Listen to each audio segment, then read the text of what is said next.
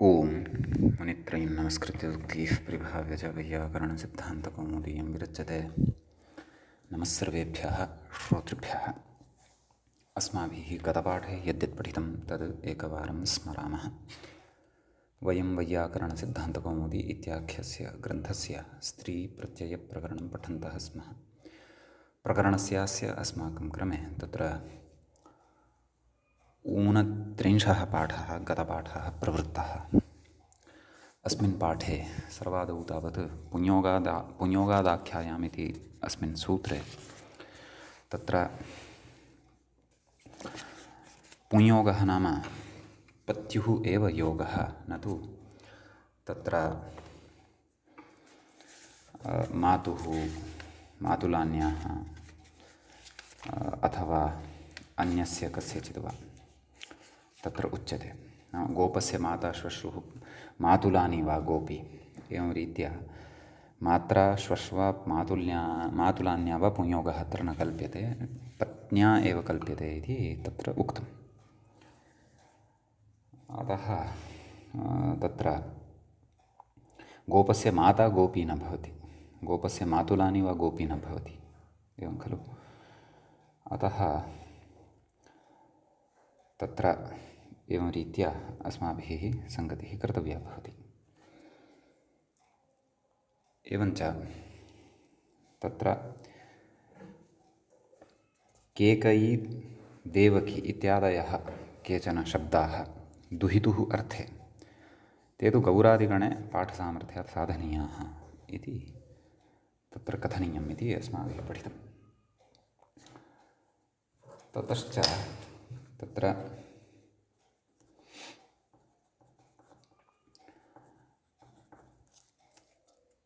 अग्रे अस्माभिः वार्तिकं पठितं पालकान्तान्न इति।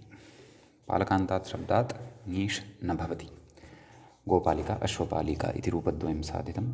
ततः सूर्याद्देवतायाञ्च आवाच्यः इति अग्रे वार्तिकं पठितं। देवतार्थे गम्यमाने सूर्य इति अस्मात् शब्दात् चाप् इति प्रत्ययः वक्तव्यः। सूर्या सूरी इति रूपद्वयं। चापः पक्षे सूर्या, तदभावपक्षे मानुषी यदा विवक्षिता भवति तदा सूरी कुन्ती इति उदाहरणं तत्र भवति इति पठितं। तदनन्तरम् इन्द्रवरुणभवशर्वरुद्रमरुडहिमारण्ययवयवनमातुलाचार्याणामानुकु इति अग्रिमं सूत्रं पठितं।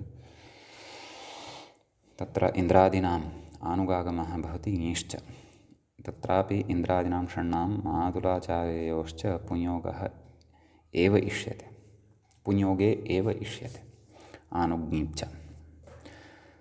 तत्र ङीषि सिद्धे आनुगागममात्रं विधीयते। पुंयोगादाख्यायम् इत्यनेनैव ङीष् सिद्धः, एतेन आनुगागमः एव विधीयते। अन्ये तु ये चत्वारः अवशिष्टाः भवन्ति तेषां तु उभयमपि भवति, आनुगपि भवति ङीष् अपि भवति इति। ततः इन्द्राणि इति रूपं साधितं। ततः व्याख्यायां वरुणानि भवानि शर्वाणि रुद्राणि मृडानि इत्यादीनि अपि रूपाणि दृष्टानि। ततः महद्धिमं हिमानि इति साधितं। ततश्च महद् अरण्यम् अरण्यानि इति च साधितं। ततः यवाद्दोषे इति अग्रिमं वार्तिकं अस्माभिः तत्र पठितं। नाम अर्थपरकं वार्तिकं। हिमारण्योर्महत्त्वे इत्यपि अर्थपरकमेव वार्तिकं। यवाद्दोषे इत्यपि दुष्टो यवः यवानि इति साधितं। यवनशब्दात् तु तत्र अर्थविशेषः दृष्टः। यवनान् लिप्यां, यवनानां लिपिः यवनानि इति। तदनन्तरं मातुलोपाध्याययोरानुगुवा इति वार्तिकमेव भवति इदमपि। अतः मातुलानि मातुली इति रूपद्वयं सिद्धं भवति। उपाध्यायशब्दादपि उपाध्यायानि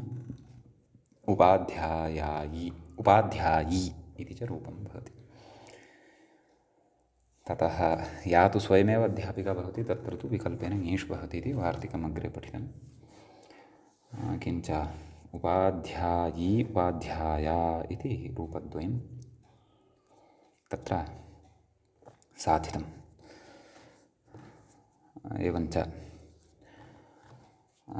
आचार्यादणत्वञ्च अणत्वस्य अभावार्थम् इदं वचनम् उक्तम्। अतः आचार्यस्य पत्नी आचार्याणी इति भवति।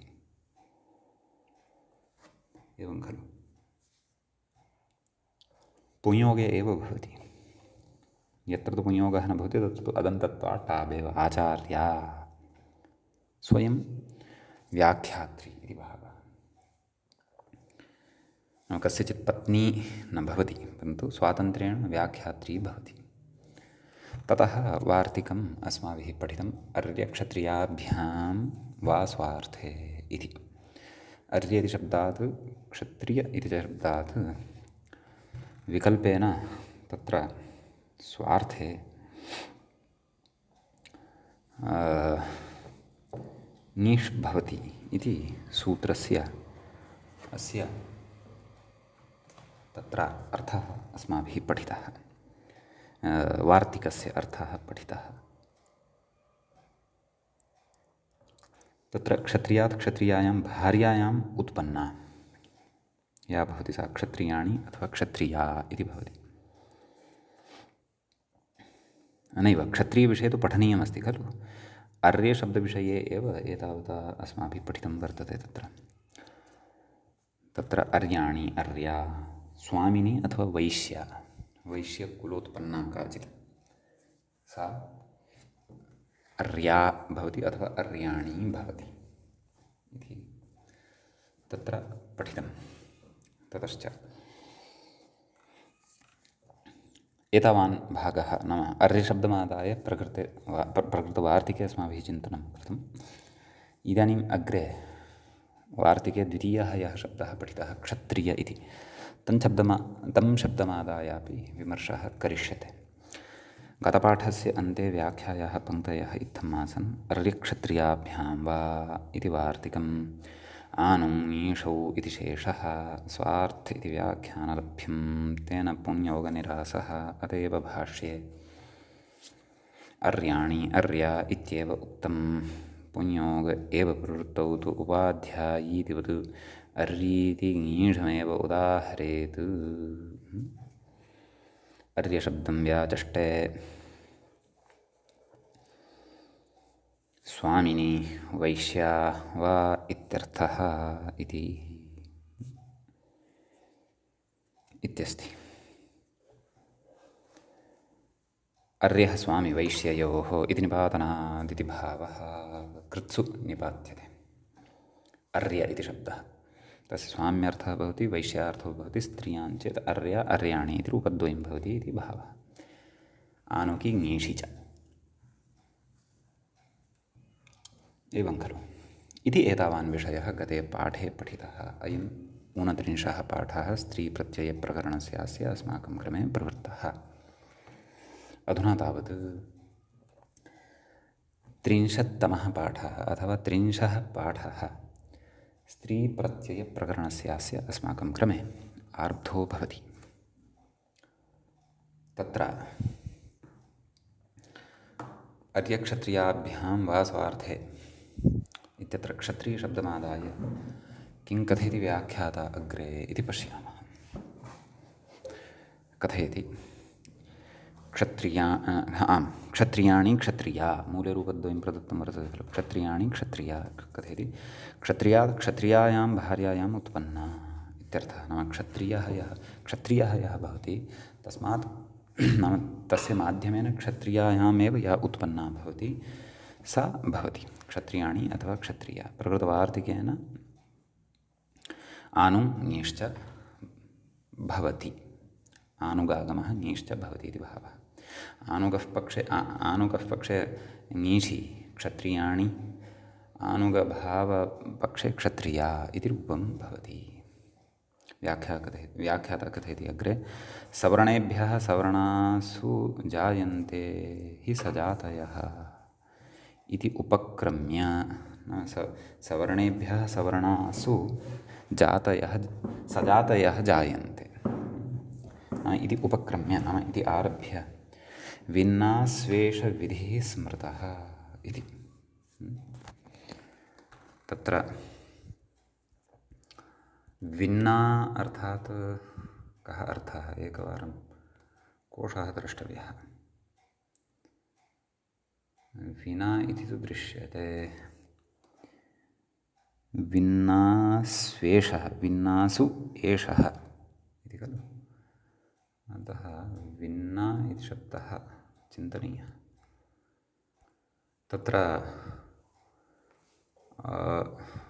विश्वकोशादिषु विन्न इत्यस्य अर्थः विचारितः अथवा प्राप्तः अथवा ज्ञातः इत्यादयः अर्थाः सन्ति दृश्यमानाः, परन्तु प्रकृतिविशेषेण किं विवक्षितं स्यात्। त्रिलिङ्गः अस्ति सः शब्दः, नाम सर्वेषु अपि लिङ्गेषु भवति, परन्तु प्रकृतिभिन्नासु एष विधिः स्मृतः इति स्मरणात्, नाम स्मृतिवचनं किमपि वर्तते इदम्, अस्य अभिप्रायः चिन्तनीयः।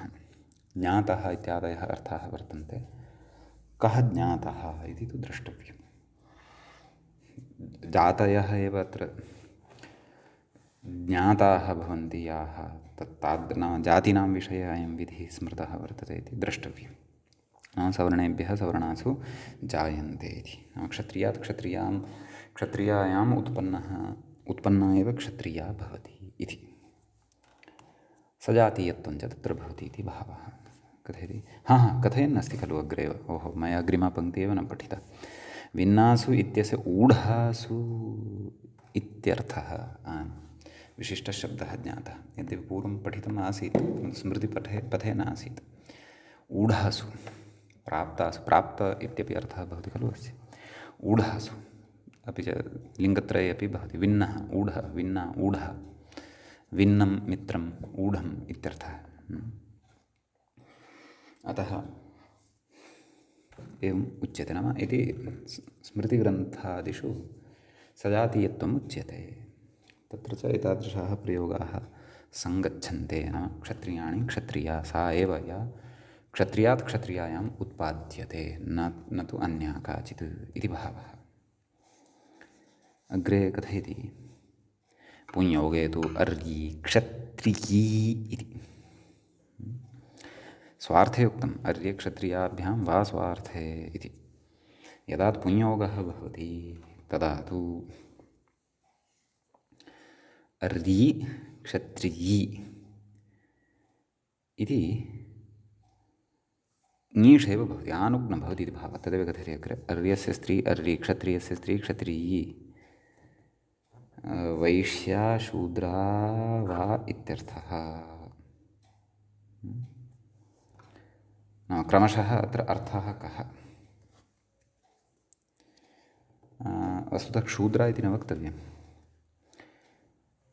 शूद्रा इति भ्रमवशात् उक्तवान् इति भाति। वैश्या नाम अर्यस्य स्त्री वैश्या अङ्गीकुर्मः,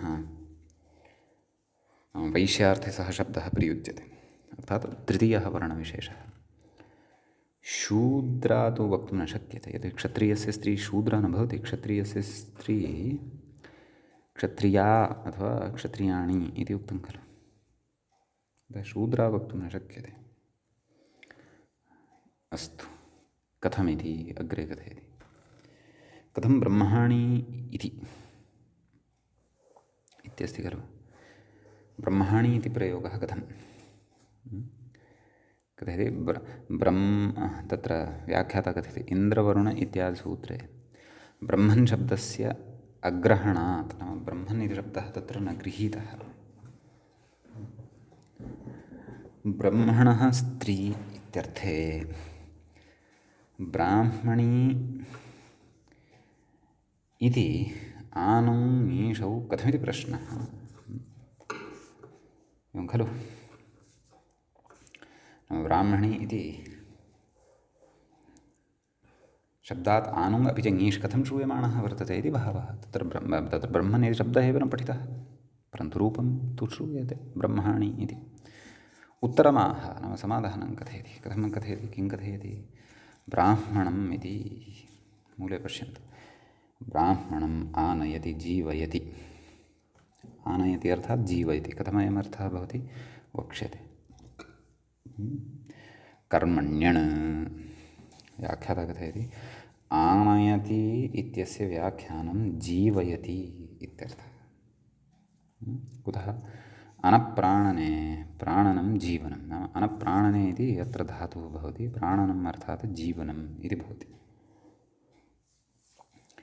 सम्यक् ततः अस्मात् धातोः हेतुमण्णिचि अन इति धातोः हेतुमण्णिचि सति उपधावृद्धौ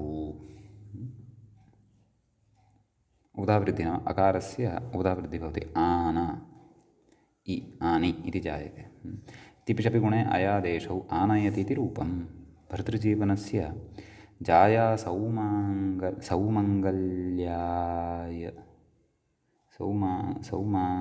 किमुक्तं जाया सौमङ्गल्यायत्तत्वात् सौमङ्गल्यायत्तत्वात् आयत्तत्वात् अथवा सौमङ्गल्यायत्वात् इति वा वक्तव्यम् अथवा सौमङ्गल्य आयत्तं आयत्त इति शब्दः अत्र विवक्षितः सौमङ्गल्य इति शब्दः एकः तदनन्तरम् आयत्त इति अपरः शब्दः च विवक्षितः इति चिन्तयामि आयत्त कोऽर्थः अधीनः एवं सम्यक् आयत्तशब्दस्य अधीनः नाम जाया सौमाङ्गल्याधीनत्वात् इति भावः नाम भर्तृजीवनं यद् भवति तज्जाया सौमाङ्गल्यायत्तं भवति जाया पत्न्याः सौमाङ्गल्यस्य अधीने भवति इति भावः ततश्च ब्राह्मणमानयति इति विग्रहे आने इति ण्यन्तात् कर्मण्यण एवं खलु कर्मण्यण इति अग्रे पठिष्यते कृत्सु कर्मणि उपपदे धातोः अण् इति प्रत्ययः भवति कर्मण्यण इति अणि अणेरणिटि इति णिलोपे एवं खलु अणेरणिटि इत्यनेन अणेर्लोपः विधीयते आनशब्देन ब्रह्माणम् इत्यस्य नाम आनशब्दः यः वर्तते तेन ब्रह्माणम् इत्यस्य उपपदसमासे सुबुलुकी उपपदसमासो भवति सुबुलुक् च भवति न लोपे एवं खलु कथं स्थितिः जायते पश्यणेरणिटि इति कृतं खलु तर्हि ब्रह्मन् अण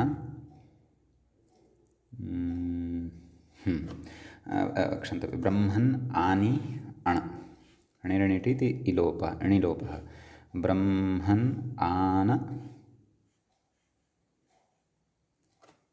अण आन अणः तस्मिन्नेव आगत्य सम्मिलितो भवति ब्रह्मन् आन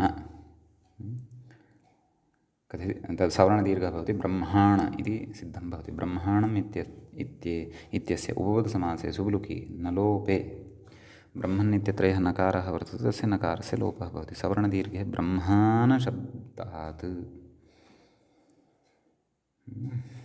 नाम ब्रह्माणम् इत्यस्य ब्रह्मन् इति अवशिष्यते खलु ब्रह्मन् अम् यदा अलौकिकविग्रहं यदा कुर्मः ब्रह्मन् अन् आनि ब्रह्मन् अम् आनि तत्र अम् इत्यस्य लोपः भवति अतः ब्रह्मन् आनि ब्रह्मन् आन अण ब्रह्मन् आन इत्यवस्थायां न लोपः प्रातिपदिकान्तस्य इत्यनेन न लोपः भवति ब्रह्म आन सवर्णदीर्घे अर्थः सवर्णदीर्घो भवति ब्रह्माण अणत्वं भवति ब्रह्माण कथयति ब्रह्माणशब्दात् अणत्वं पश्चात् कथयिष्यति ब्रह्माणशब्दात् टिड्ढाणय इति ङीपि ब्रह्माण इ यस्य च इति अकारलोपे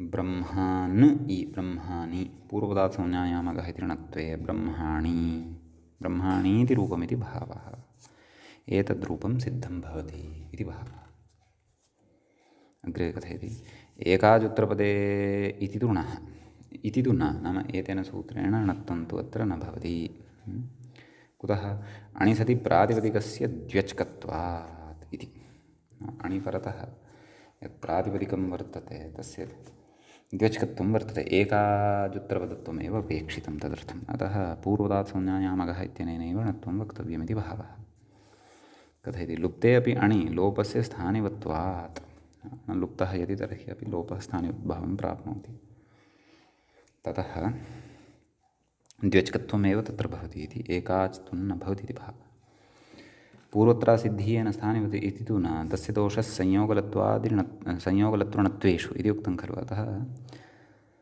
अत्र स्थानिभूतभावस्य निषेधः अपि न भवति, अर्थात् लोपः स्थानिभूतभावं प्राप्नोति एव। तेन एकाजुत्रपदत्वं न लभ्यते, अनेकाजुत्रपदत्वं लभ्यते। अनेकाजुत्रपदत्वे सति एकाजुत्रपदेणः इत्यनेन णत्वं न भवति। अतः पूर्वपदासंज्ञायामकः इत्यनेन सूत्रेण एव प्रकृतिर्णत्वं वक्तव्यं ब्रह्माणि इति रूपं सिद्धं भवति इति भावः।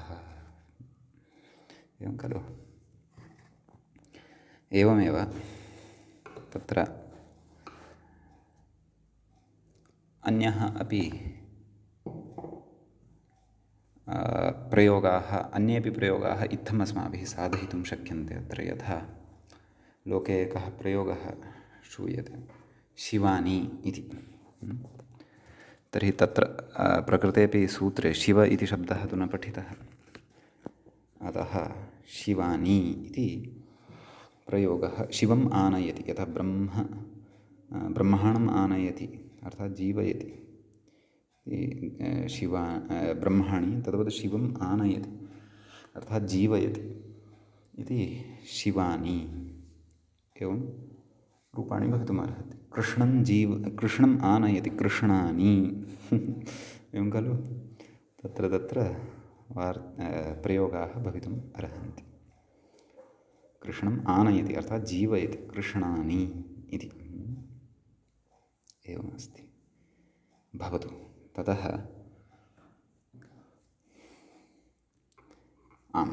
अस्मिन् सूत्रे एतावानेव विशेषः अत्र आसीत्, स च अस्माभिः विस्तरेण पठितः। नाम इन्द्रवरुणभवशरुद्रमृड इत्यादि सूत्रे कानिचन वार्तिकानि अपि अत्र पठितानि। अतः एतत् सूत्रगताः विशेषाः अत्र सम्पन्नाः भवन्ति। अधुना तावत् तत्र अग्रिमं सूत्रम् अस्माभिः प्रवेष्टव्यं वर्तते, पठनीयं वर्तते। अग्रिमं सूत्रं तत्र कथयति क्रीतात् करणपूर्वात् इति।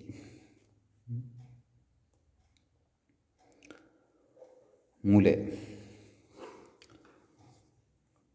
तत्र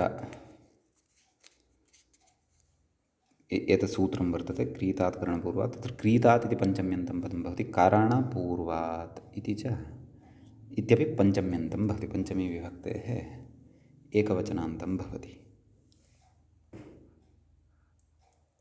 तत्र करणं पूर्वं यस्मात् तत् करणपूर्वं बहुव्रीहिसमासः भवति। तर्हि अन्यः पदार्थः कः? क्रीतात् इत्येव। नाम कीदृशात् क्रीतात्? करणपूर्वात्। नाम तत्र करणपूर्वकत्वम् अस्य भवेत् इति भावः। कथयति व्याख्याता प्रातिपदिकात् इत्यनुवृत्तम् अतः इत्यनुवृत्तेन क्रीतात् इत्यनेन च विशेष्यते। अतः तदन्तविधिः, नाम तदन्तविधिः अत्र भवति इति भावः। अपि च प्रकृते अन्यतो ङीष् इत्यस्मात् सूत्रात् ङीष् इति अनुवर्तते। सम्यक्। तदनन्तरम् अजाद्यतष्टाप् इत्यतः अतः इति अनुवर्तते। अनुपसर्जनात् इति अधिकारस्तु अस्ति एव। प्रातिपदिकात् अनुवर्तते इति उक्तमेव व्याख्यात्रा। स्त्रियाम् इति अधिकारे स्मः, प्रत्ययः परश्च इति एतदधिकारद्वयमपि अत्र सम्बध्यते। सम्यक्। अग्रे कथयति करणम् आदिः यस्य इति विग्रहः। स च विग्रहः अस्माभिः प्रदर्शितः एव। अग्रे कथयति प्रातिपदिकशब्दः विशेष्यं तेन करणादेः इति पुंस्त्वम् उपपन्नम् इति। करणादेः इति पुंस्त्वं सम्भवति इति भावः। नाम सूत्रार्थे तत्र सूत्रार्थः अस्माभिः द्रष्टव्यः वर्तते। सूत्रार्थे किं कथयति चेत् क्रीदान्तात् अदन्तात् करणादेः स्त्रियां ङीप् स्यात् इति। नाम तादृशशब्दः यः क्रीदान्तः भवति, पुनश्च अदन्तः भवति, पुनश्च करणादिः भवति, करणम् आदौ यस्य, तादृशात् क्रीतान्तात् स्त्रीत्वविवक्षायां ङीष् इति प्रत्ययः भवति। सम्यक्। इति सूत्रस्य अर्थः। सम्यक्। अग्रे तत्र उदाहरणविषये कथयति। वस्त्रक्रीतीति इति व्याख्याता कथयति। वस्त्रक्रीती इति मूले अस्ति खलु उदाहरणं, तद् अस्माभिः साधनीयं वर्तते। वस्त्रक्रीती इति अग्रे कथयति। ननु वस्त्रेण क्रीता इति टावन्तेन विग्रहे, एवं खलु, वस्त्रेण क्रीता इति टावन्तेन विग्रहः खलु क्रियते। रूपं किं साधनीयं? वस्त्रक्रीती इति साधनीयं। तत्र अन्ते कः दृश्यते? तत्र ङीष् दृश्यते, नाम ईकारः तस्य अवशिष्टः भवति, वा न वा? परन्तु विग्रहः कथं क्रियते? वस्त्रेण क्रीता, तदेव तत्रैव कथयति व्याख्याता। ननु वस्त्रेण क्रीता इति टावन्तेन विग्रहे कर्तृकरणे कृता बहुलम् इति समासात्मकं प्रातिपदिकम् आदन्तमेव, एवं खलु? समासात्मकं यत् प्रातिपदिकं लब्धं वर्तते तदपि आकारान्तमेव वर्तते। कुतः? यतोहि विग्रहः कृतः वस्त्रेण क्रीता। वस्त्रेण क्रीता इत्येतस्मिन् विग्रहे तत्र आ इति अस्ति, एवं खलु? अदन्तत्वं नास्ति। अदन्तत्वं यदि नास्ति तर्हि कथं क्रीतात् करणपूर्वात् इत्यनेन वस्त्र इति करणे पूर्वे तत्र ङीष् स्यात्, न खलु स्यात्? तदेव उक्तं समासात्मकं प्रातिपदिकम् आदन्तमेव, न तु अदन्तम्। अदन्तं तु नास्ति। कथयति? न तु अदन्तमिति कथमत्र ङीष् इति चेत् सत्यं, नाम अदन्तत्वमेव नास्ति यदि, तर्हि ङीष् इति कथं? यतोहि लौकिकविग्रहः तत्र वस्त्रेण क्रीता, अलौकिकविग्रहः वस्त्रटा क्रीतासु, एवं खलु? तदनन्तरं समासः भवति वस्त्रक्रीता इति लभ्यते, तस्य च आकारान्तत्वम् अस्ति एव खलु? तथा चेत् तत्र अकारान्तत्वाभावात् क्रीतात् करणपूर्वात् इत्यनेन सूत्रेण ङीषः तु प्रसक्तिः भवितुं नार्हति, वा न वा? कथयति न तु अदन्तम् इति कथमत्र ङीष् इति चेत्, नाम अदन्तत्वं तु नास्ति, तर्हि ङीष् अपि अत्र कथम् इति चेत् सत्यं, सत्यं भवता उक्तं। प्रतिपादयति अग्रे। समासस्य तावत् अलौकिकविग्रहवाक्यं प्रकृतिः इति, एवं खलु? समासः यः भवति तत्र अलौकिकविग्रहवाक्यं तस्य समासस्य प्रकृतिः परिगण्यते। कथयति? वस्त्रभिसक्रीत इति स्थिते इत्यवस्थायां गतिकारकोपपदानां कृद्भिः सह समासवचनं प्रागसमुत्पत्तेः इति उपपदमतिङ् इत्यत्र एषा परिभाषा विस्तरेण पठिष्यते। सम्यक्। क्वचित् प्रकरणे पूर्वं स्मृता इति चिन्तयामि। अस्तु। कथयति इति परिभाषया किमुक्तं पूर्वं? नाम समासस्य अलौकिकविग्रहवाक्यं प्रकृतिः भवति, तत्र वस्त्रभिसक्रीत इति स्थिते गतिकारोपदानां कृद्भिः सह समासवचनं प्राक्सुत्पत्तेः इति परिभाषा, नाम एतयाः परिभाषायाः अस्याः परिभाषायाः अनुसारेण सुबुत्पत्तेः प्रागेव, नाम सुबुत्पत्तिः या वर्तते तस्याः प्रागेव क्रीतशब्देन समासे, नाम क्रीतशब्देन सह समासः भवति, एवं खलु? सुपोधातु प्रातिपदिकः इति सुब्लुकि वस्त्रक्रीतेति प्रातिपदिकस्य अदन्तत्वं निर्वाधमिति भावः। नाम वस्त्रक्रीत इत्यत्र यत् प्रातिपदिकत्वं वर्तते तस्य अदन्तत्वं निर्वाधं। कुतः? गतिकारकोपपदानां कृद्भिः सह समासवचनं प्राक् सुबुत्पत्तिः नाम सुबुत्पत्तेः प्रागेव तत्र समासः उच्यते इति भावः। कथयति एतच्च पुंयोगादाख्यायाम् इति सूत्रे भाष्ये स्पष्टम् इति कथयति। तत्र अयं विचारः कृतः वर्तते। सम्यक् अस्तु, एकवारम् अत्र मूलं वयं पुनः पठिष्यामः अग्रिमम् अपि पङ्क्तिं विचार्य। तर्हि प्रकृते अदन्तत्वं निर्बाधमेव वर्तते। नाम अदन्तत्वस्य अत्र कथं प्रवृत्तिः जाता वर्तते इत्येतस्मिन् विषये अत्र प्रतिपादनं कृतं वर्तते। नाम सुबुत्पत्तेः प्रागेव क्रियितशब्दे समासे, सुबुत्पत्तेः पूर्वमेव अत्र क्रियितशब्देन सह समासः क्रियते। वस्त्रक्रीत इति शब्दः सिद्धः भवति इति भावः। अग्रे किं कथयति पश्यामः। कथयति तर्हि धनक्रीतेत्यत्रापि ङीष् स्यात् इत्यतः क्वचिन्नेति। एवं खलु। नाम तत्र अस्माभिः क्रीति इति रूपं साधितं खलु। वस्त्रेण क्रीता वस्त्रक्रीति इति। तत्र तद् वस्त्रभिस क्रीत इत्यवस्थायां क्रीत इति अस्ति खलु, तस्य सुबुत्पत्तेः प्रागेव समासः क्रियते। तेनैव तत्र अदन्तत्वं लभ्यते। यदि तत्र सुबुत्पत्तिः स्यात् तर्हि सुबुत्पत्तेः पूर्वं तत्र लिङ्गबोधकस्य प्रत्ययस्यापि प्रवृत्तिः स्यात्। कः सः? टाप्। एवं खलु। आदौ लिङ्गबोधकः प्रत्ययः भवति, ततः सुबुत्पत्तिः भवति इति कश्चन नियमः वर्तते। अतः यदि सुबन्तेन अत्र समासः जातः तर्हि तु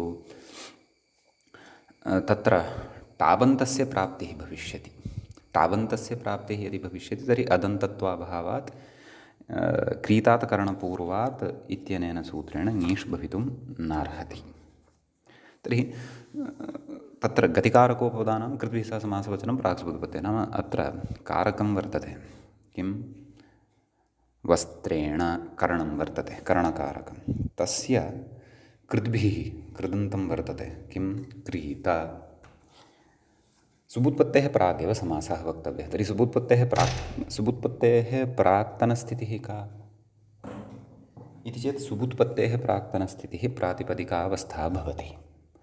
अत्र मूलतः क्रीत इति प्रातिपदिकं भवति अकारान्तम्। इतः एव टाबन्तं भवति, इतः एव टाप् प्रत्ययः भवति, ततः एव च सुप्रत्ययः भवति। एवं खलु।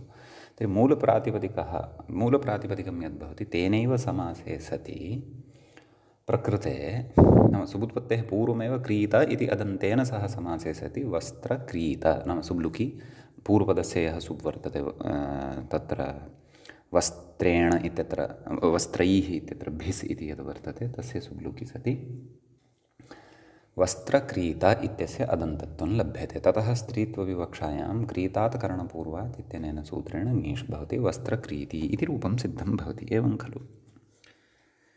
तर्हि विषयः एषः अस्ति, तदेव कथयन् अग्रे। तर्हि धनक्रीत इत्यत्रापि ङीष् स्यात्। धनक्रीत इति अस्ति धनक्रीता इत्यपि प्रयोगः अपेक्षितः। धनेन क्रीता धनक्रीता इति। तर्हि तत्र अपि ङीष् स्यात्। यथा वस्त्रक्रीति इति साधितं तत्रापि गतिकारकोपपदानां कृद्भिः सह समासवचनम् इत्यस्य इति नियमद्वारा तत्रापि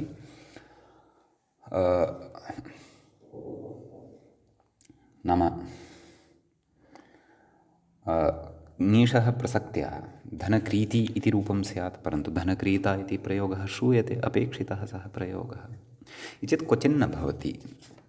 व्याख्याता कथयति कर्तृकरणे कृता बहुलम् इति बहुलग्रहणेन गतिकारकोपपदानाम् इत्यस्य क्वचित् अप्रवृत्तिः इत्यवगमात् सुबन्तेन समासः इति। एवं खलु। अतः तत्र बहुलग्रहणं कृतं वर्तते, कर्तृकरणे कृता बहुलं, तत्रैव च एषा परिभाषा पठ्यते, तच्च बहुलग्रहणम् अत्र परिभाषया अपि सम्बध्यते। एवं खलु नाम गतिकारकोपदानाम् इति नियमेन सह सम्बध्यते इति कृत्वा तत्र क्वचित् प्रवृत्तिः क्वचिदप्रवृत्तिः, क्वचित् तस्य प्रवृत्तिः न भवति इति कृत्वा तत्र सुबन्तेन एव समासः भवति। सुबन्तेन समासः यदि भवति तर्हि अदन्तत्वं न लभ्यते। कुतः कथयति? तत्र च सुपः प्रागेव अन्तरङ्गत्वात् टापि सति, नाम सुपः सुबन्तत्वं विधेयम् इत्यतः पूर्वमेव तत्र टाप् प्रत्ययः भवति। ततः सुपि नाम टाबन्तात् सुप् अत्र भवति। टाबन्तप्रकृतकसुबन्तेन समासे नाम क्रीता इति टाबन्तेन सह समासे सति धन इत्यस्य करणभूतस्य कथयति सुब्लुकि धनक्रीता शब्दस्य अदन्तत्वाभावान् नङीष् इत्यर्थः। अतः तद् लक्ष्यानुरोधेन भवति। लक्ष्यं यथा दृश्यमानं वर्तते तद्वत् बहुलग्रहणत्वात् तत्र प्रवृत्तिः करणीया भवति। अतः धनक्रीता इत्यपि प्रयोगः भवति इति भावः। कथयति एवञ्च अतः इति अनुवृत्तेः एतत् प्रयोजनम् इत्युक्तं भवति। नाम अतः एतदर्थमत्र उच्यते, नाम अदन्तादेव ङीष्, अदन्ताभावान्नङीष्, बहुलग्रहणप्रवृत्त्या यत्र टाबन्तं लभ्यते समस्तपदं, समस्तशब्दस्वरूपं, समस्तं प्रातिपदिकं, तस्मात् तस्य अदन्तत्वमेव अपेक्षितम्। अदन्तत्वं यदि नास्ति तर्हि ङीष् न भवति इति कथयति। एतच्च उपपदमतिङ् इत्यत्र कैयटे स्पष्टं। तत्र उपपदमतिङ् इति सूत्रस्य कैयटव्याख्यानम् अर्थात् कैयटेन रचितं प्रदीपव्याख्यानं यदि पश्यामः तत्र स्पष्टम् इदं भवति इति भावः। समीचीनम्। अग्रे मूले यद्यपि विषयः मूले एतावदेव उक्तः, एतावानेव उक्तः, अग्रे व्याख्याता किं कथयन्नस्ति द्वित्रान् विचारान् इतोपि प्रस्तुवन्नस्ति। तानपि विचारान् शृणुमः। कथयति करणपूर्वात् किम् इत्यस्ति खलु।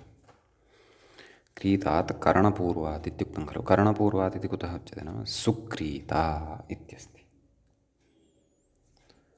अत्र सु इति करणं नास्ति, करणत्वं न भजते। अतः प्रकृते ङीष् न भवति, टाबेव भवति, सुक्रीता इत्येव।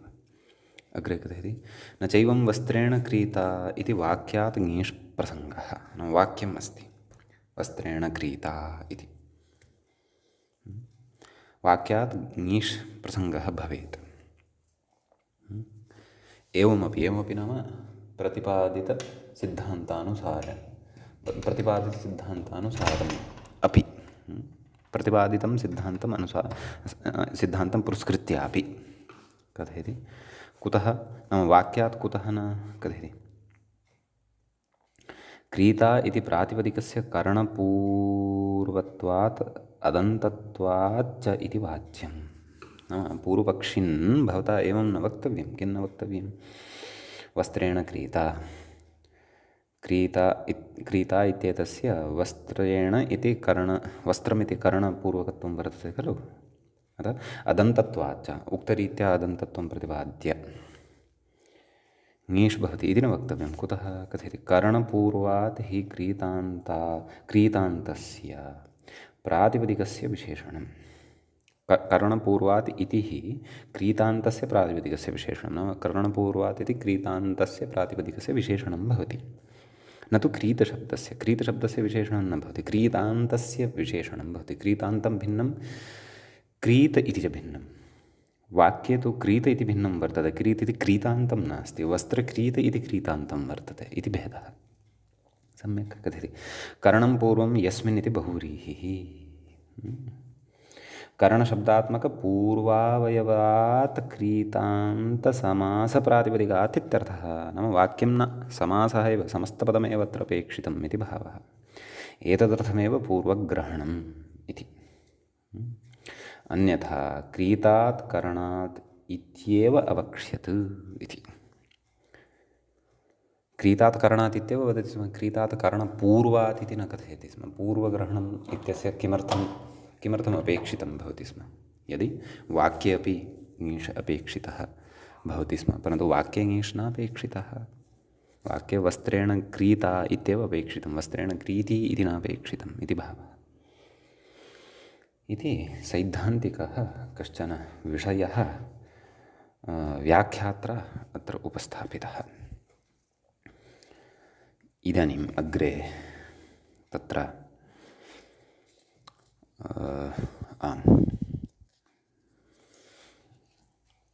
अग्रिमं भवति सूत्रम्। अग्रिमं सूत्रं वयम् अधुना पठामः। तच्च भवति एवं। व्याख्याता इङ्गितं करोति क्तादल्पाख्यायां करणादेरिति मूले पठने क्तादल्पाख्यायाम् इत्यस्ति। तत्र क्तात् इति पञ्चम्यन्तं वर्तते, पञ्चमी विभक्तेः एकवचनान्तं वर्तते। अल्पाख्यायाम् इति अल्पस्य आख्या अल्पाख्या, तस्याम् अल्पाख्यायाम् एवं विग्रहः कर्तव्यः। तदनन्तरं प्रकृते ज्ञाप्रातिपदिकात् इत्यस्मात् प्रातिपदिकात् अनुपसर्जनात् इति अधिकारः, स्त्रियाम् इति अधिकारः, प्रत्ययः, परश्च, अतः इत्येतत् सर्वम् अनुवर्तते। अन्यतो ङीष् इत्यतः ङीष्, क्रीतात् करणपूर्वात् इत्यस्मात् करणपूर्वात् इत्यनुवर्तते। व्याख्याता कथयति करणादेरिति, नाम सूत्रार्थः कृतः खलु, तत्र कथयति व्याख्याता करणपूर्वात् इत्यनुवृत्तेरिति भावः। क्तान्तादिति क्तान्तादित्यर्थः, क्तान्तादित्यर्थः एवं खलु। नाम क्तप्रत्ययः यस्य अन्ते तादृशशब्दस्वरूपं यस्य अन्ते वर्तते इति भावः। कुतः अयमर्थः आयातः कथयति प्रत्ययग्रहणपरिभाषा लब्धक्तान्तेन प्रातिपदिकस्य विशेषणात् इति।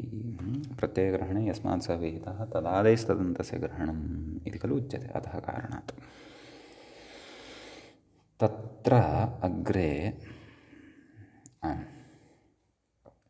तन्नाम मूले सूत्रार्थः द्रष्टव्यः खलु सकृत्। करणादेः क्तान्तात् अन्तात्, क्तान्तात् अदन्तात्, नाम तादृशं क्तान्तम् अपेक्षितम् अदन्तं यद्भवतु स्त्रियाम्। अदन्ता एतदनन्तरं तकारः अपि योजनीयः, तत्र तकारः लुप्तः वा इति वहति। अदन्तात् क्तान्तात् अदन्तात् स्त्रियां ङीष् स्यात् अल्पत्वे द्योत्ये इति। अल्पत्वे द्योत्ये नाम अल्पार्थः तत्र गम्यमानः स्यात्। अल्पतायाः अर्थः तत्र विवक्षितः स्यात्। कथयति अदन्तात्, सूत्रे उक्तं खलु अदन्तात्, अतः इत्यनुवृत्तेरिति भावः। नाम अजाद्यतष्टा इत्यतः अतः इति अनुवर्तते। अतः अल्पत्वे द्योत्ये इति कथयति अल्पाख्यायाम् इति समुदायोपाधिः इति। अल्पाख्यायाम् इति शब्दसमुदायः यः वर्तते तेन अयम् अर्थः अत्र आयाति इति भावः। अल्पत्वं करणगतं क्रियागतं वा, करणं यत् तत्र भवति तद्गतं क्रियागतं वा अल्पत्वम् अत्र ग्राह्यम् इति भावः। एवं खलु। एवं तर्हि तत्र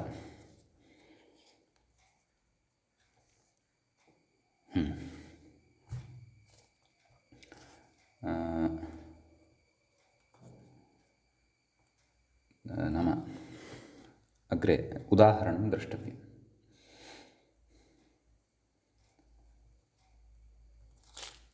अभ्रलिप्ति इति मूले अस्ति खलु। अभ्रलिप्ति द्यौः इत्युच्यते। कथयति अभ्रैः अल्पैः आच्छन्ना इत्यर्थः। अभ्रैः ईषदाच्छन्ना वा इति। तत्र अभ्रम् अर्थात् मेघः। अभ्रलिप् नाम अभ्रेण लिप्ता अथवा अभ्रैः अल्पैः, नाम अल्पैः अभ्रैः आच्छन्ना। द्यौः, द्यौः नाम दिवलोकविशेषः, आकाशस्य कश्चन भागविशेषः, पृथिव्याः ऊर्ध्वं यद्भवति। सा द्यौः अभ्रलिप्तिः वर्तते। अभ्रेण लिप्ता इति विग्रहो भवति। अभ्रलिप्त इति शब्दात् प्रकृतसूत्रेण ङीष् भवति, अभ्रलिप्ति इति रूपं सिद्धं भवति। अल्पाख्या अत्र भवति, नाम अधिकाः मेघाः न सन्ति, अधिकानि अभ्राणि न वर्तन्ते, न्यूनानि एव वर्तन्ते इति भावः। एवं खलु। ततश्च एतावदुक्त्वा अग्रे अत्र उच्यते सूत्रम् अग्रे वर्तते अत्र। एवम् अस्य प्रत्युदाहरणानि मूले उक्तानि वर्तन्ते वा? व्याख्यात्रा न चर्चितानि, वयं पश्यामः। अल्पाख्यायां किं चन्दनलिप्ता अङ्गना इति इत्यस्ति। तत्र चन्दनेन लिप्ता अङ्गना, अङ्गना नाम स्त्री। तत्र समग्रा अपि अङ्गना, समग्रा अपि स्त्री सम्यक्तया चन्दनेन लिप्ता वर्तते। तत्र अल्पतया चन्दनं लेपितम् अस्ति इति नास्ति, सम्यक्तया तस्यां चन्दनं लिप्तं वर्तते। तत्र अल्पाख्या नास्ति, अल्पाख्या नास्ति इति कृत्वा चन्दनलिप्ता इति। कदाचित् यदि अल्पतया एव लेपितं स्यात् तर्हि तु चन्दनलिप्ति इत्यपि भवितुमर्हति। अतः एवं रीत्या तत्र अल्पाख्या अनल्पाख्या वा अस्माभिः बुद्धौ स्थापनीया, तद्दृष्ट्वैव प्रयोगः अत्र कर्तव्यः इति भावः। समीचीनम् इति एतत् सूत्रगतः कश्चन विशेषः अत्र भवति। इदानीं वयम् अग्रिमं सूत्रम् अत्र पठामः। अग्रे सूत्रं वर्तते बहुव्रीहेश्चान्तोदात्तात् इत्यस्ति। तत्र बहुव्रीहेः इति एकं पदं भवति। प्रथमं प्रकृते पञ्चमी विभक्तिः भवति, एकवचनं च भवति। च इति अव्ययपदं भवति। अन्तोदात्तात् इति पञ्चम्यन्तं भवति। अन्तः उदात्तः यस्य सः अन्तोदात्तः, अन्तः नाम अन्तिमः, तस्मात् अन्तोदात्तात् इति भवति। एवं खलु। तदनन्तरं प्रकृते किं किम् अनुवर्तते इति द्रष्टव्यं। व्याख्याता कथयति क्तादिति अतः इति च अनुवर्तते, नाम तादल्पाख्यायाम् इत्यस्मात् तात् इत्यनुवर्तते। अजाद्यतष्टाप् इत्यस्मात् अतः इति। प्रातिपदिकात् स्त्रियां प्रत्ययः परश्च, एते च अधिकाराः अत्र लभ्यन्ते, सम्बध्यन्ते। अग्रे कथयति व्याख्याता तदाह बहुव्रीहेरिति क्तान्तादिति मूले सूत्रार्थः द्रष्टव्यः। बहुव्रीहेः क्तान्तात् नाम तादृशः बहुव्रीहिसमासः यः क्तप्रत्ययान्तः भवति। अन्तोदात्तात् सः अन्तोदात्तोऽपि भवेत्। अदन्तात् तस्य अदन्तत्वमपि स्यात्। स्त्रियां ङीप् स्यात्। अदन्तात् स्त्रियां ङीप् इति प्रत्ययो भवति।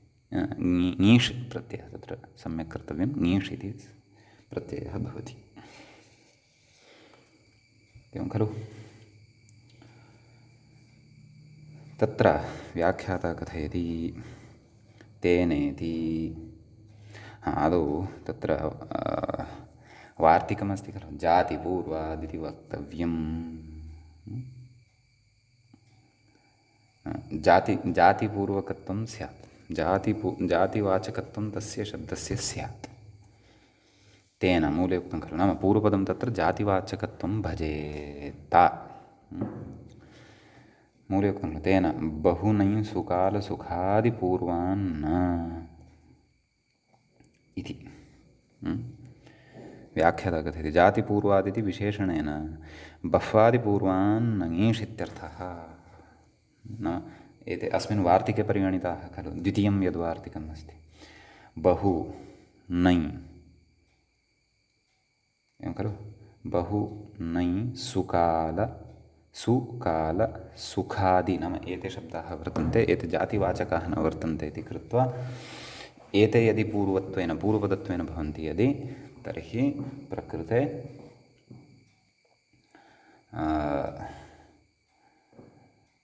नाम ङीष् न भवति इति एतद् वचनद्वयेन एकमत्र वार्तिकमस्ति, द्वितीयमपि प्रायः वार्तिकमेव स्यादिति चिन्तयामः।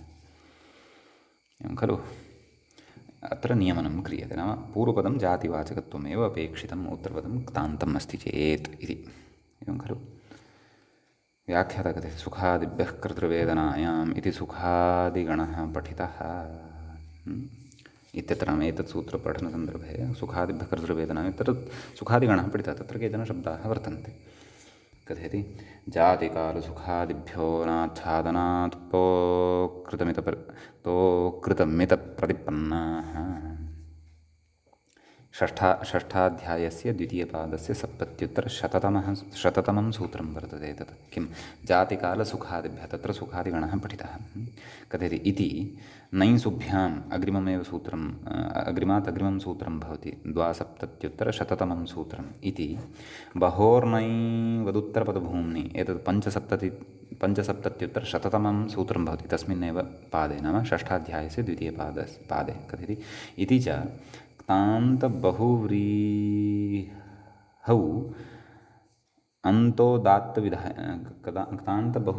अन्तोदात्तविधायकानि। इमानि सूत्राणि, इमानि त्रीणि सूत्राणि स्वरप्रकरणे यानि पठ्यन्ते, क्तान्तबहुव्रीहौ यत् उत्तरपदं भवति तत्र अन्तोदात्तत्वं विधीयते, अथवा तस्य बहुव्रीहेः अन्तोदात्तत्वम् एतत् सूत्रत्रयेण विधीयते। तत् अस्माभिः स्वरप्रकरणे पठिष्यते। कथयति अत्र जातिपूर्वाद् इत्युक्तेः, नाम पूर्वं वार्तिकमुक्तं खलु जातिपूर्वाद् इति वक्तव्यं, बह्वादिपूर्वस्य अन्तोदात्तत्वे अपि अर्थात् पर्युदासः इति भावः।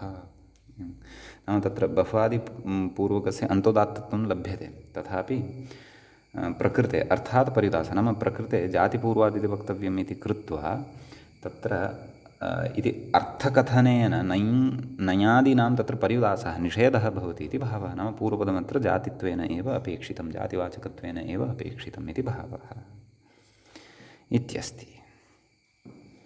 उदाह्रियते किम् ऊरुभिन्नी इति। तत्र कथयति ऊरुभिन्नौ, भिन्नौ अर्थात् असंयुक्तौ,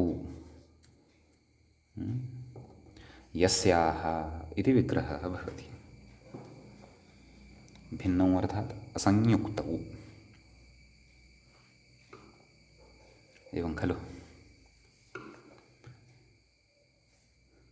इति। ऊरौ भिन्नौ यस्याः इति विग्रहः, इति लौकिकविग्रहः। अलौकिकविग्रहः कथम्? ऊरु उकारान्तः शब्दः, ऊरु औ भिन्न औ। तत्र किमित्युच्यते, अनेकमन्यपदार्थेन बहुव्रीहि समासः प्रातिपदिकसंज्ञा सुबुलुक्।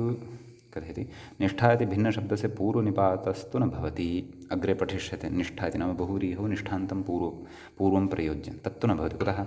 जातिकालसुखादिभ्यः परा निष्ठा वाच्या इति तत्रैव वार्तिकं पठिष्यते। जातिवाचकः, कालवाचकः, सुखादिगणपठितः यदि कश्चन शब्दः यदि वर्तते, तर्हि ततः पूर्वं निष्ठान्तं न प्रयोज्यं, ततः परतः नाम उत्तरपदत्वेन एव निष्ठान्तं प्रयोक्तव्यम् इति भावः।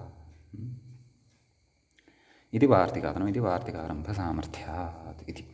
कथयति जातिकालसुखादिभ्यः परानिष्ठावाच्या इति नैव इति यत् सूत्रम् अस्ति, जातिकालसुखादिभ्यः परानिष्ठावाच्या इति तु वार्तिकं, परन्तु सूत्रं यदुपरि व्याख्यात्रा उक्तं षष्ठाध्यायस्थं, किं जातिकालसुखादिभ्यो नाच्छादनात् तोकृतमितप्रतिपन्नाः इति। कथयति इति सूत्रेण अन्तोदात्तमिदं, नाम ऊरुभिन्न इति शब्दः अन्तोदात्तत्वम् एतेन सूत्रेण भवति इति भावः। सम्यक्। कथयति जातिलक्षणं तु जातेरस्त्रीविषयादयो पदात् इत्यत्र वक्ष्यते। नाम ऊरुशब्दः जातिवाचकः कथम् इति विषयः तदेव सकृदाख्यात नैव आकृतिग्रहणजातिः इत्यादि जातिलक्षणम् अचिरेण अस्माभिः अस्मिन् एव प्रकरणे पठिष्यते, तत्र वक्ष्यते।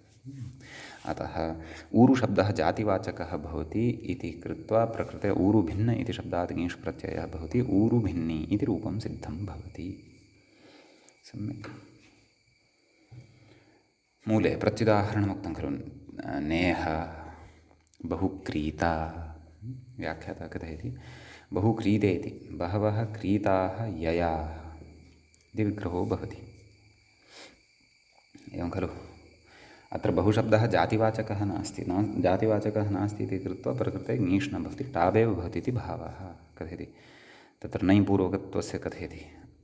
अकृता इत्यत्रापि नञ्पूर्वकत्वं वर्तते। उपरि मूलनिषेधः कृतः खलु, नञ् सुकालसुखादिभ्यः सुखादिपूर्वान्न इति। सु इत्यस्य सुकृता, कालवाचकस्य मास अस्ति, मासयाता, सुख इत्यस्य सुखयाता, दुःख इति पूर्वपदत्वेन दुःखयाता इति च भाष्ये प्रत्युदाहृतं। प्रत्युदाहृतं न, इमानि प्रत्युदाहरणानि भाष्ये उक्तानि इत्यर्थः। सम्यक्। एवं खलु। ततः अग्रे पुनः अत्र वार्तिकमस्ति। व्याख्याता इङ्गितं करोति जातान्तान्न, मूले उक्तं खलु जातान्तान्न, नाम जात अन्ते यस्य तत् जातान्तं, तस्मात् जातान्तात् न भवति इति कथयति। बहुव्रीहेश्च इत्युक्तो ङीष्णेत्यर्थः। नाम बहुव्रीहेश्चान्तोदात्तात् इत्यनेन सूत्रेण यः ङीष् उक्तः सः न भवति इति भावः। एवं खलु। दन्तजाता व्याख्याता कथयति दन्तजाता, दान्ता जाता, दान्ता इति नास्ति, दन्ता इति कुर्वन्तु। तत्र यदि दोषः अस्ति भवतां टीकायां, दन्ताः जाताः यस्याः सा दन्तजाता। अतः अत्र जातान्तत्वम् अस्य पदस्य वर्तते इति कृत्वा अत्र ङीष् न भवति, टाबेव भवति, दन्तजाता इति रूपं सिद्धं भवति। सम्यक्। अग्रे कथयति ऊरुभिन्नीतिवत् परनिपातः इत्यस्ति। अत्रापि जातिकालसुखादिभ्यः परानिष्ठा वाच्या इति प्रकृते परतः एव निष्ठा नैव, नाम सत्यं जातिकालसुखादिभ्यः परानिष्ठा, नाम एतेन परतः परनिपातः अत्र निष्ठान्तस्य क्रियते। दन्तशब्दः अत्र जातिवाचकत्वं भजते। कथं जातित्वं भवति इति तु जिज्ञासा अस्ति एव। तच्च व्याख्यात्रापि उक्तं जातेरस्त्रीविषयादयो पदात् इत्यत्र ज्ञास्यते। तत्र महान् कश्चन विषयः, अतः सद्यः तन्नोच्यते। यथाक्रमम् अनुपदमेव अग्रे वक्ष्यते इति भावः। अग्रे पुनः वार्तिकमस्ति। व्याख्याता इङ्गितं करोति पाणिगृहीति भार्यायाम् इति। मूले उक्तं खलु पाणिगृहीति भार्यायाम् इत्यस्ति। कथयति इदमपि वार्तिकं विधिवदूढा भार्या, नाम विधानेन विधिना या ऊढा सा भार्या भवति। एवं खलु। तस्यां विद्यमानादेव पाणिगृहीतशब्दात् ङीष् इत्यर्थः। एवं खलु। नाम या विधानेन ऊढा भवति सा, तत्र पाणिः गृहीतः यस्याः सा पाणिगृहीति, नाम विधिवत् वैदिक विधानपूर्वकं पाणिग्रहणसंस्कारपूर्वकं या गृहीता सा पाणिगृहीती भवति। कथयति विवाहकाले विधिवत् पाणिः गृहीतः यस्याः इति विग्रहः।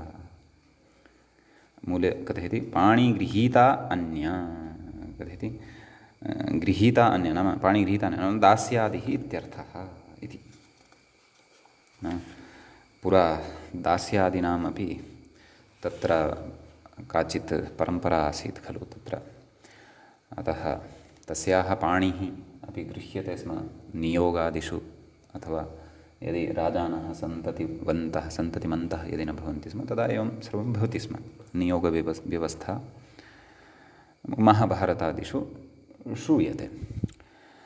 अतः या नाम विधिवत् न ऊढा दासी इत्यादिः काचित् सा पाणिगृहीता इति भवति। तत्र टाबेव भवति। या तु विधिवत् ऊढः सा तु पाणिगृहीती इति भवति इति भावः इति एतद्वार्तिकगतविशेषः अत्र भवति। अग्रिमं सूत्रं वयम् अग्रिमे पाठे पठिष्यामः। अद्यतनपाठः तावत् अत्रैव उपसंह्रियते। मङ्गलं कुर्मः। मुनित्रयं नमस्कृत्य तूक्तिः परिभाव्य च वैयाकरणसिद्धान्तकौमुदीयं विरच्यते। एवञ्च स्त्रीप्रत्ययप्रकरणस्यास्य 30तमः एषः पाठः सम्पन्नतां गतः।